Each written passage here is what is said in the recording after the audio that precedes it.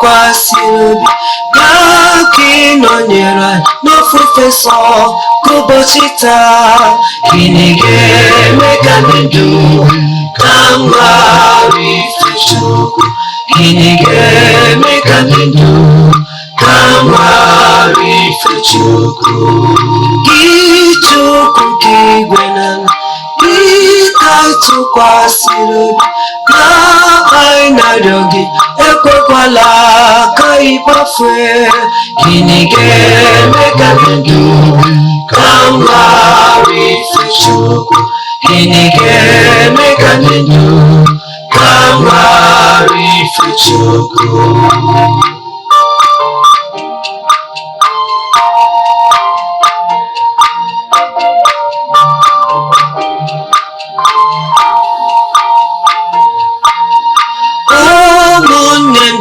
Ojii ka anyị Chukwu ekele, bụ onye kwesịrị ịtụkwasị obi mgbe dum. Gịnị ga-eme ka ndụ ka m ghara ife Chukwu? Gịnị ga-eme ka ndụ ka m ghara ife Chukwu? Ụmụnne ndị isi ojii ka anyị Chukwu ekele, bụ onye kwesịrị ịtụkwasị obi mgbe dum. Gịnị ga-eme ka ndụ ka m ghara ife Chukwu? Gịnị ga-eme ka ndụ ka m ghara ife Chukwu?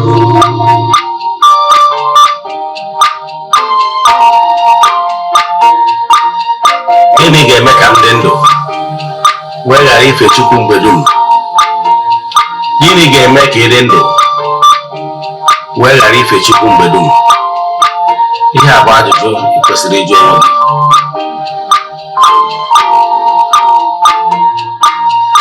Ụmụnne ndị isi ojii ka anyị Chukwu ekele, bụ onye kwesịrị ịtụkwasị obi mgbe dum.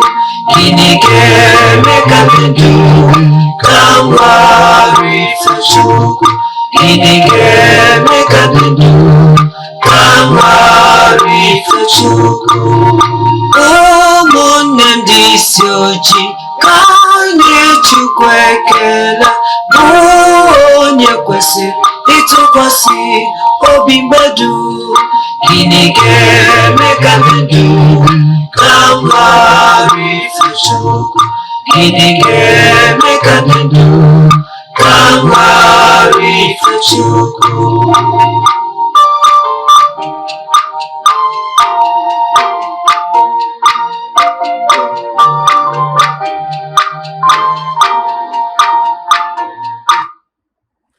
Ọtụtụ ọma na ụmụ ọdịnala Igbo, anyị abịakwanụ n'oge awa nke eziokwu, oge anyị ji wee na-awa eziokwu niile agba, nke ọ bụ mụnwa bụ Ogbuefi Eze-Ana Ugochitubelu na Oraifite na-anọ n'isi ya. Maka ndị ọ bụ tata bụ izizi ha na-afụ m na soshal midia maọbụ n'eziokwu TV, kpọọ m Ogbuefi Eze-Ana Ugochitubelu na Oraifite. Abụ m onye isi nchụaja na Ugochitubelu ọdịnala tempụl. Anyị na-agba afa miri emi, lụkwazi ọrụ mmụọ dị iche iche. Abụkwazi m onye isi nchụaja na ọdịnala Restoration Prayer Ministry, bụrụ onye mgbasa ozi ọdịnala Igbo. So you can call me an ordinary evangelist. I will answer. My mission is to help people live better life. N'ụbọchị taa n'oge awa nke eziokwu, isiokwu anyị ji wee bịa bụ importance of iju-ogu. Importance of iju-ogu. Onye bụ isiokwu anyị ji bịa.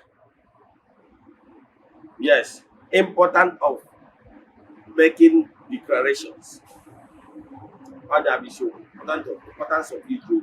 Onye ka anyị ji bịa. Na mana before anyị gaba n'iru, ọkwa dị mkpa. Echefuna na aja anyị na-achụ ọnwa kwa ọnwa nke ọnwa April kara aga n'iru.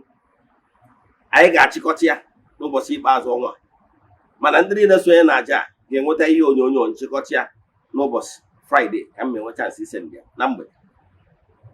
Nwekwana ike isonye na aja nke ọnwa April nke ọnwa Mee ndị mmadụ ebuku megie nwekwara ike isonye na aja a n'ebe ọ bụla ị nọ na nsọtụ ụwa dum. Distance is not a barrier n'afọ anyị na-agba ma ọ bụ aja anyị na-achụ na temple. Yes, aja mbụ n'elu aja ịpụta ihe aja esigo na ya bụrụ imirikite elu mana ya anaghị esho ihu ọrụ ma ọ bụ testimony na social media. You know why? Ọ bụrụ ihe anyị dị maka ebe mana I can tell you na ike dị na aja anyị na-achụ ọnwa ọbụla. Anyị chụwara ya ohe karịgoro 2 years now. O nwere ndị na-esonyere anyị na aja every year. In fact, as we speak, 2024 nwere ndị book goro ya every January they book go throughout the year ka ha dị sure na ha skip even 1 month. So ị ka nwere ike isonye na nke ọnwa Mee na ị bụrụ ndị na-ajọ na ọnwa ọbụla. Ọ bụrụ na ị nwere ajụjụ ma ọ bụ na ị chọrọ isonye na aja, ihe anyị na-emewe forward ya 3 prayer requests. You make token donation to the account number. Ịchatizie m na WhatsApp agwa gị other details I need from you in order to book you. Ihe anyị na-eme na anyị na-ewere otu ya prayer request eme na ọta na-achụ aja na-aga ọfọ na-ekwubi okwu ụbọchị ọbụla gaje na ọnwa agwụ. N'isi ụtụtụ a ejegori m na temple chụọ aja gaa ọfọ kwubi okwu n'isi ndị niile sonyere anyị. Ụbọchị nchịkọta ya anyị jee na mmiri jee mechụ ọrụ ndị mmiri aja gbagota na temple chụọ aja to entities of powers jeje n'ebe nchụ aja gbuo ebulu na eme saraka. I can tell you na ike dị na aja a na-achụ Igbo maka na Igbo bụ ike. Nke ọzọ si bụ ọ bụrụ na ị na-anụ olu m site n'Eziokwu TV mana before nke a WhatsApp nọmba ị ga-eji nweta mbụ 0805 7837672. I repeat 0805 7837672 ma ọ bụkwanụ 0813 8243 I repeat 0813 8243 any of the WhatsApp number chat ihe nweta. Then ka anyị gabazie n'iru. Ọ bụrụ na ị na-anụ olu m site n'Eziokwu TV ịlaikiri nkụzi ị na-anụ ịchọrọ ịnụ ya ọzọ jee na Eziokwu TV na YouTube ị ga-afụkwa nkụzi a. Yes, because Eziokwu TV na-stream live na our YouTube channel ma ọ bụ ijee na my YouTube personal YouTube channel Ogbuefi Eze-Ana Ugochitubelu oraifite ị ga-afụ nkụzi a. Ị ga-afụkwazi over 1000 lectures nkụzi anyị na-akụzi over the years. O nwere nkụzi ọmụna ịchọ n'ọdịnala Igbo anyị emetụtara aka in the past. Nke ọzọ nchọ ka m gwa gị bụ ọ bụrụkwa nna gị nwere onwe personally na ịlaikiri any Nollywood movie ọbụla ịwọchị na Eziokwu TV jee na Ugochitubelu movie productions na YouTube ịwọchị ya ma ọ bụ jee na Eziokwu great movies na YouTube ịwọchịkwazi ya ma ọ bụ ọbụna Igbo movie jee na Eziokwu TV Nollywood movies ịwọchị ya. Ka ị na-eme nke a ka Chukwu Okike pụrụ ime ihe na-egozie gị ebe ọ dị ukwuu. Ana m ekene ndị niile na-ajoin anyị na social media handles, ndị na-ajoin na TikTok. Ị na-ajoin na-emetụ aka na share button, invite your friends ka ha nụ from the horse's mouth. Esi m oru wee bịata nkụzi ị ga-anụ tata dị very unique. Yes, maka na ike dị n'okwu ọnụ. Then ka anyị gabazie n'iru na ya bụ nkụzi anyị ji wee bịa. Inwe ajụjụ echefuna isendịrị m ajụjụ na WhatsApp nọmba ma ọ bụ na ịchọ ka agbaala gị afọ mmiri. Ka anyị gabazie n'iru na nkụzi ide. Ihe m na-achọ ịkọwalụ gị bụ na ike dị n'okwu ọnụ. Ka m bidogoro n'ihe ma wee marụ atụ ihe ịmarọ. A gwara anyị na Chukwu Okike pụrụ ime ihe niile bụ n'ike okwu ọnụ ka o ji wee kee ihe niile dị n'elu ụwa dum. Ihe niile dị n'elu ụwa dum nọọ site n'ike okwu ọnụ ka o ji si nke a wee dịrị, nke a wee dịrị, nke a si nke a dịrị, nke a dịrị. Echefuna na a gwara ya na Genesis 1 na mgbe Chukwu Okike kere ụwa, the earth, na earth is filled with water. Ebe niile bụ mmiri. O wee sị ka anụ kọrọ, that is dry land, ka ọ dị mmiri wee kewa anụ akọrọ wee dị. So ọ site n'ike okwu ọnụ ka o ji wee mee ihe niile wee dị. Ụtụtụ wee dị, ehihie wee dị, anyanwụ dị, ife dị, ọchịchịrị dị, site n'ike okwu ọnụ. Echefukwara na we human beings, we have the spark. I said spark of mmụọ Chukwu. Anyị nwere spark maka na Chukwu bụ mmụọ. Ị ghọtara ya? Chukwu bụ mmụọ. Then we human beings, we inherited the spark, just a little part of God in us.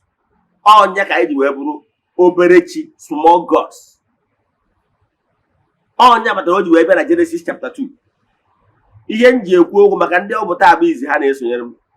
ihe o ji abụ na-ekwu okwu ana m ekwu otu Bible bụ yes I was once a Bible scholar mana ọ bụrụ maka ya ihe kpatara m ji ekwu otu Bible bụ na mma na 80% of my audience abịaghị across Bible so ọ ihe ịma ka m eji wee na-amara gị atụ mmadụ ekwu otu other spiritual books ngwugwe maka na egubere ya so na-amara gị atụ from experiences ma ọ bụ nkụzi ya bụ ndị messengers kọwa ịma aghọta ya ma akụwara maka Zoroaster ma akụwara maka Buddha ma akụwara maka Mohammed ma akụwara maka Gate Open ma akụwara okere akwụkwọ ma akụwara gị ịma aghọta ya so mba esi na nke ahụ ịma wee kọwara gị ge ntị o wee si na Genesis 2 na Chukwueke kechara mmadụ wee sị mmadụ nye mmadụ power to rule and dominate the earth.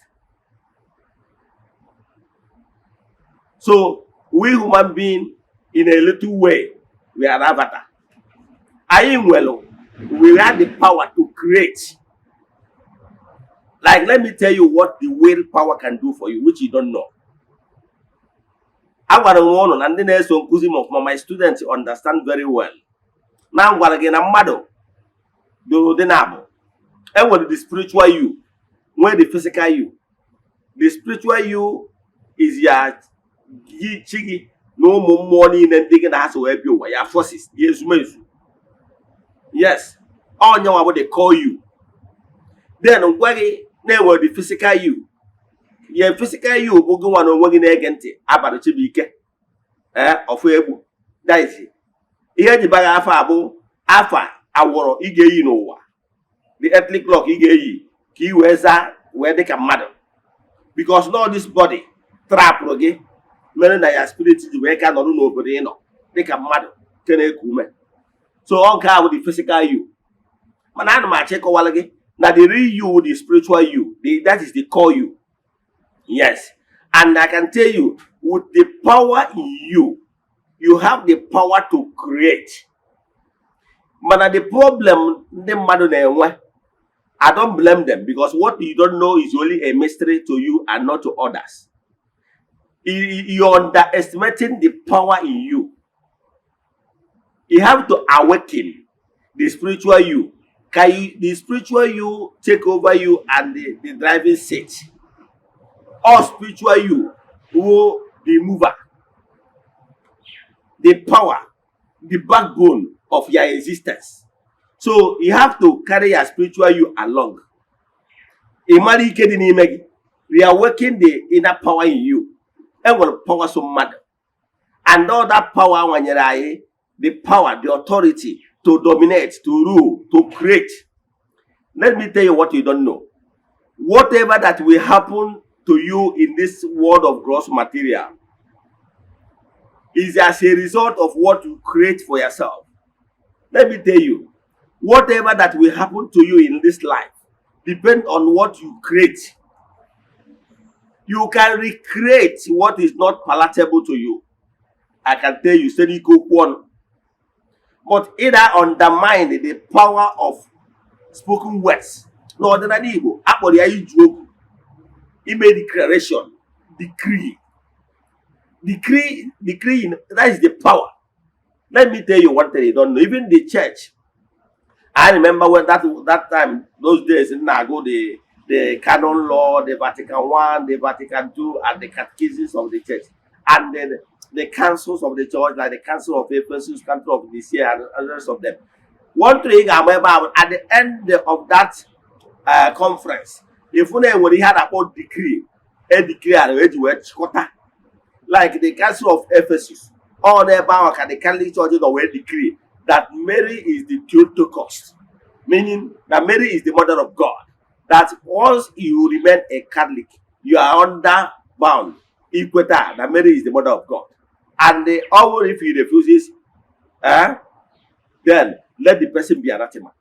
Once you remain under that fold, Catholic Church, you are bound to believe that Mary is the mother of God. That is the decree. So in every conference, I get one decree. Here we contact. Tidi ofo. Oh, makandi Igbo mana ofo. Iyo mo na ekwukonta.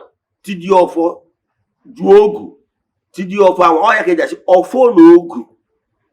So whatever that is agreed on. Then inye power by itidiofo. A man on the power of itidiofo nwelu why ejiwe ordinary Igbo jiwe kwage ni the power of ofo. One, ọ ga-abụrụ iju-ogu ajụrụ ajụ by making some decrees. Now, from today going forward, this is what will be happening in my life. This is what we agreed on. Ọ bụrụ na a na-ekwekọrịtacha etidi ọfọ, ọnya kpatara the same process ka ndị gọọmenti ma ndị court na-use. Echefuna na George chọọ ikwubi okwu, ọ sị before the evidence, because of the evidence before this honorable court, I, the judge, declare. Okwucha ihe ahụ ọ ekwu oti ọfọ, the court rules. Etu a ka ọ dịkwu na the National Assembly maọbụ na Assembly House ọbụla. The mess and the staff of authority, the speaker or the Senate president we have. Ọ bụrụ na ekwusi okwu ọ sị ndị sịrị ka ihe dị etu a si etu a, say I, asị hi. Ndị sị ka ihe dị etu a ghara ịdị etu a, kwue ni ekwu ni. Okwo the habit, okwo ya na the same. That sound, the power of sound. Oh, yeah, but the religion of sound, light and sound. We're already telling you about the power of sound. Sound welu iyobu.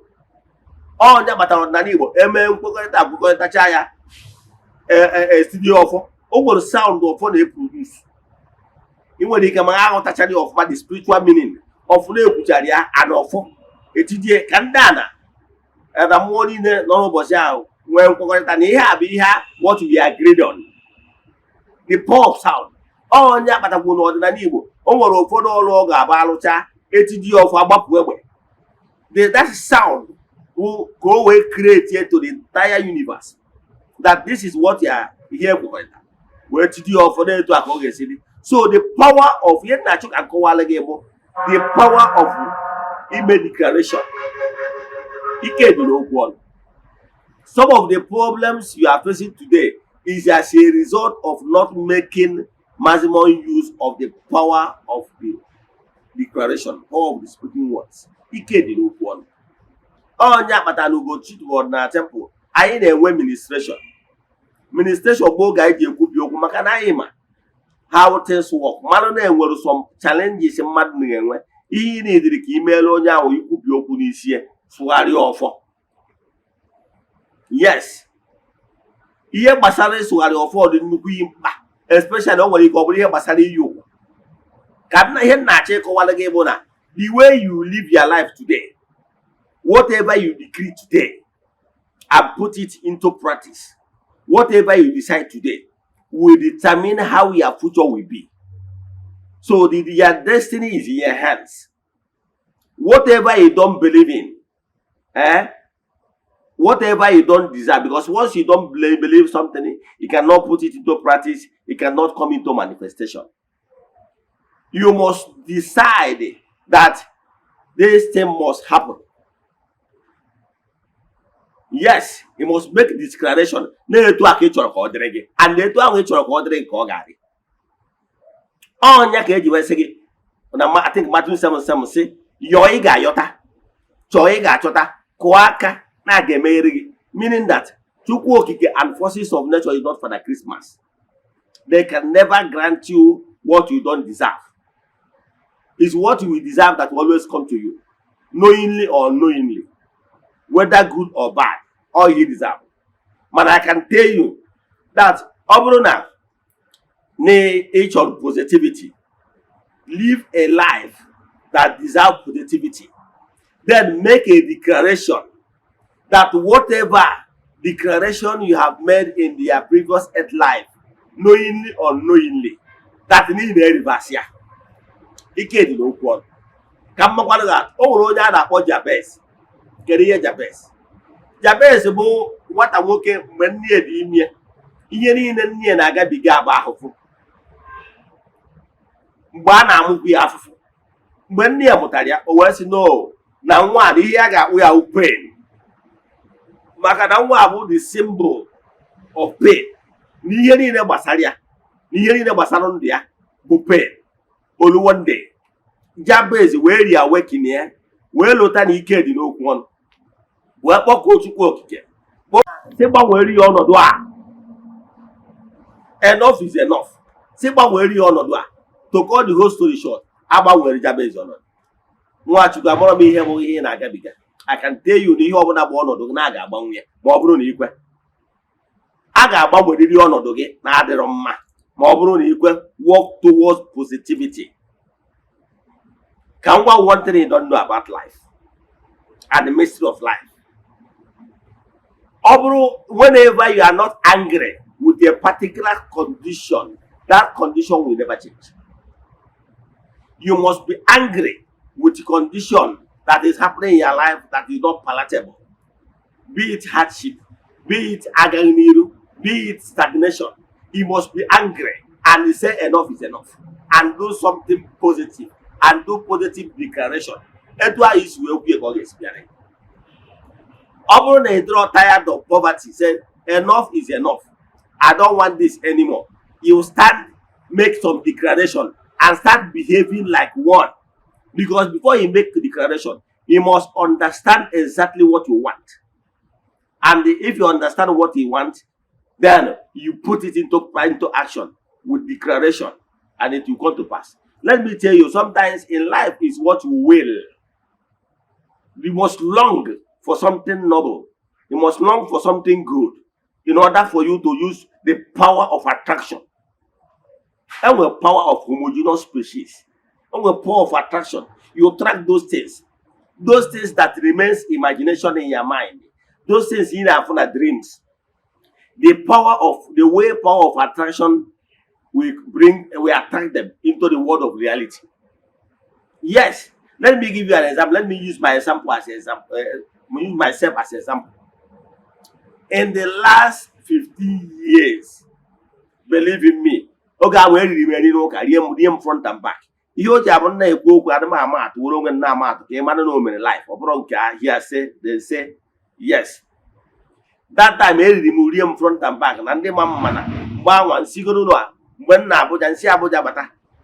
Oh, no, we're very high in a village. No, that day from if one animal, that's him, okay, Abatar, yes. Is him okay, and I bet I'm with a quenkin and Nadia.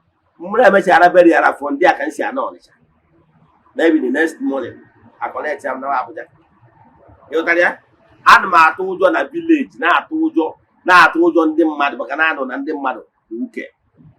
Therefore, Anma one on the village also. You tell ya? Hey, so one of them do be. Magata no wa na nwere ike ịpụta n'obi asị na mlulu na village ọdụrụ na my there at all. You tell ya? That enwere the dream that time na nwere ike ịlụ n'ebe ọzọ mana village no, because again na feel na hide from ndị mmadụ ndị ajọ mmadụ. That is my mindset. Till one day I began to change my mindset. That look, I want to build a duplex. Build a way as mindset. One day, after I share some declaration, in Ghana Facebook, where for one Eze-Ana Facebook, yes, or a drawing. It's one for this house. You see, this house is my dream. Where download all the house, where will that picture of that house, where make screen saver. Every morning, more than the morning devotion. As some of my resumes, this is what I want. And by the power of attraction, the whole thing come into reality. I can tell you. When I wanted to build that house, I don't have the whole money at hand. I don't even have 1/4 of what the money I need. But my mind, I have the willpower. Tell my resume, I want to put this house in order within 4 months. But yet I don't have the 1/4 of that particular money. But I have this strong will that on that December 1, 2021, I may finish that house. I may a birthday and then give a house opening.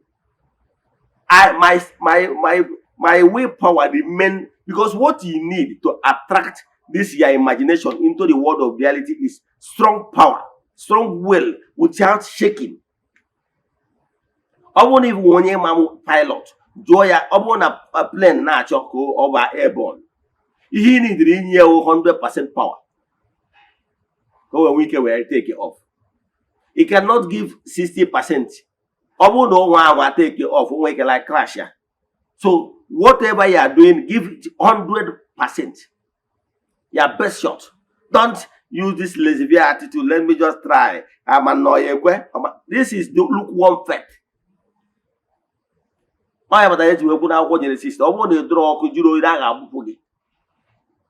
It can't remain undecisive.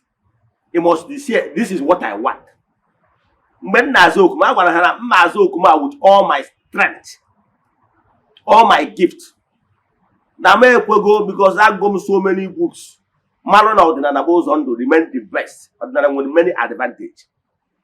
Yes, because now you believe when you go one, believe when you catch. That is ordinary. All that ordinary will remain the best. While other religion believe when you go one, man ordinary jihancha.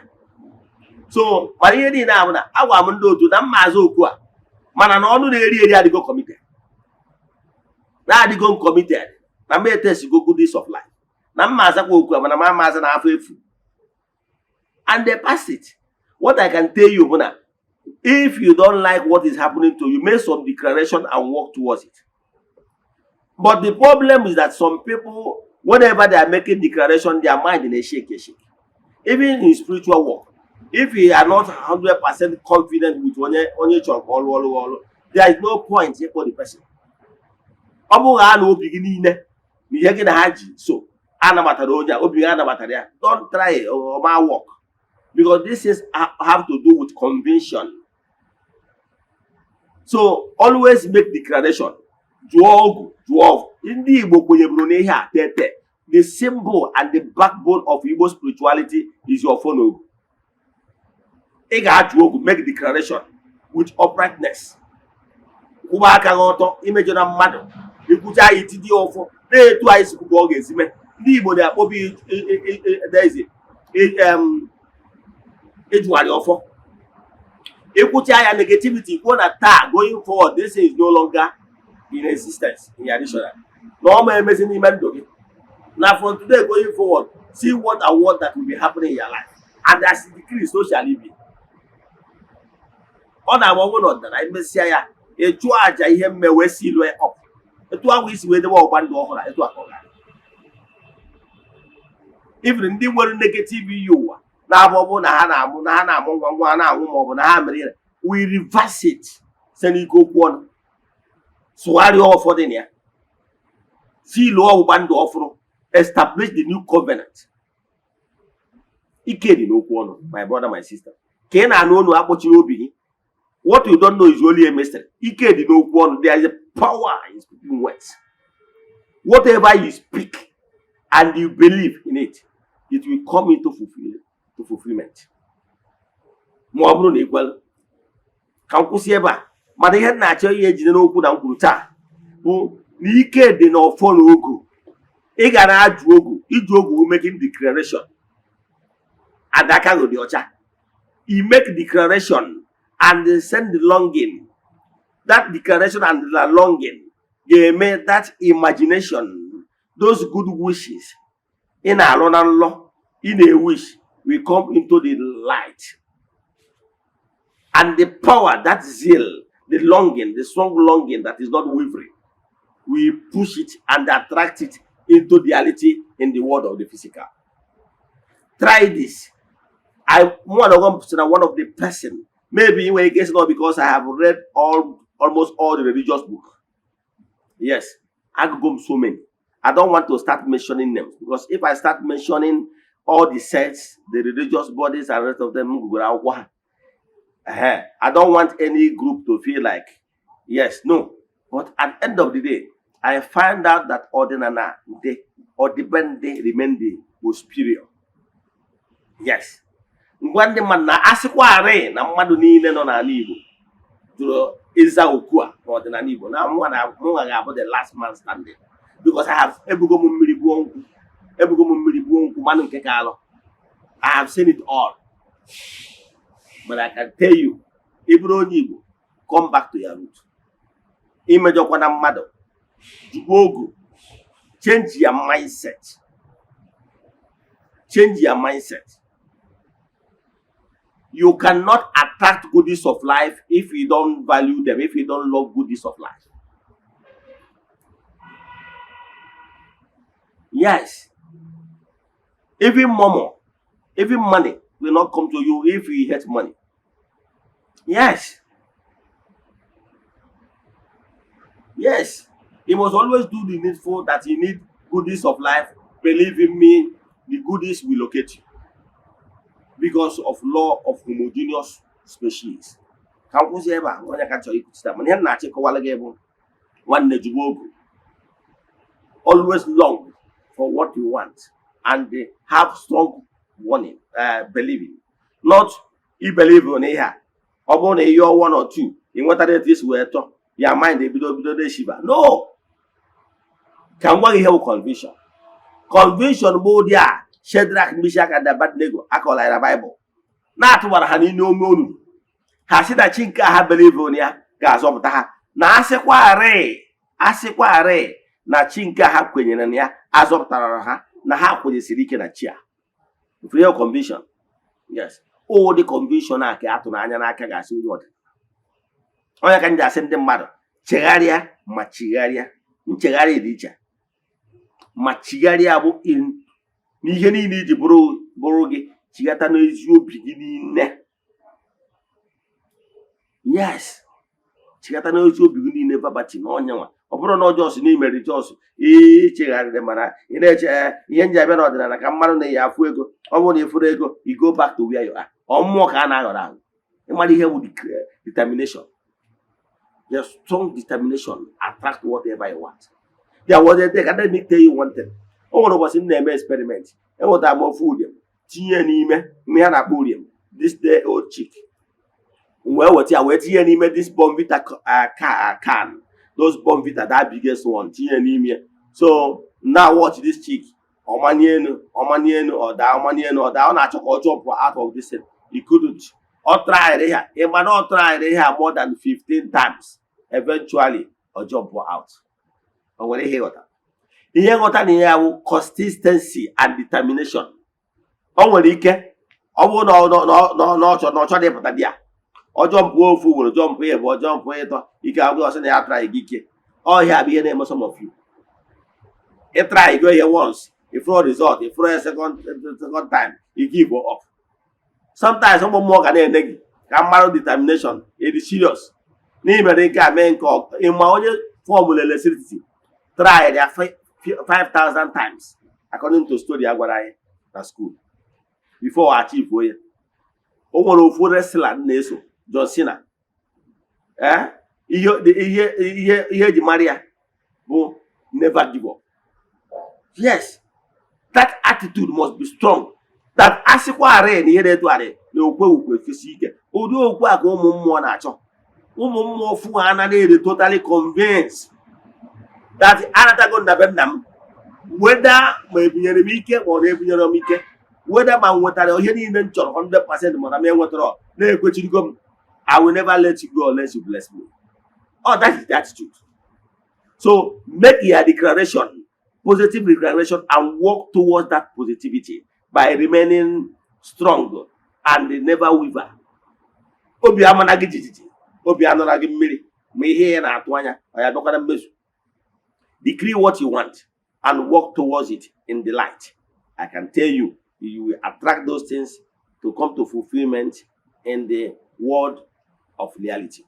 Ka nkwụsị ebe a, inwe ajụjụ na nkụzi a ma ọ bụrụ ịchọ ka agbalị gị family m, send alụ message na WhatsApp 0805-7837-672. I repeat, 0805-7837-672. Maọbụ 0813-8243-871. Maọbụ, I repeat, 0813-8243-871. Ọ bụrụ na ị na-esonyere m na YouTube maọbụ na Eziokwu TV, na-anya na screen gị ga-afụ those numbers. Ka m kwụsị ebe a, agụọ m ọfọ ngozi n'isi ndị niile sonyela anyị n'oge awa nke eziokwu, ndị enyi anyị, a sị m na ọmaka ya emekwa n'ụlọ.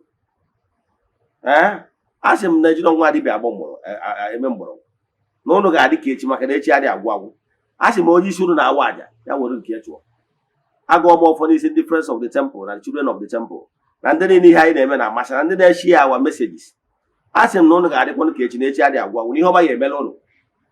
A sị m na onye ọbụla chechara ihe ọjọọ ya eme ụnụ, onye agba onwe, onye sị na ụnụ ga-adị mma na onye a ga-adị mma. mana onye sị na ụlọ ama dị mma na onye ama nnata mmata iru ụwa agwụ. Onye ọbụla si ka o jere ụlọ aja ije na o jebe na ọya ejere osi ọnwụ na ọya ejere nya nwụrụ ọya nkwu ka ọ dịkwa na echi niile a sị m ka ọ jawa ọfịa dịka enwe amara ya ụbọchị nta ka anyị chụọ na Owere nchi ka ọ dịkwa na echi niile n'oge awa nke eziokwu. A sịrị m na ọ bụrụ na ọnwa egburu ọjọọ eji wee chụ aja na emechaa na ọ ga-ebu ome. Udo dịrị ụnụ.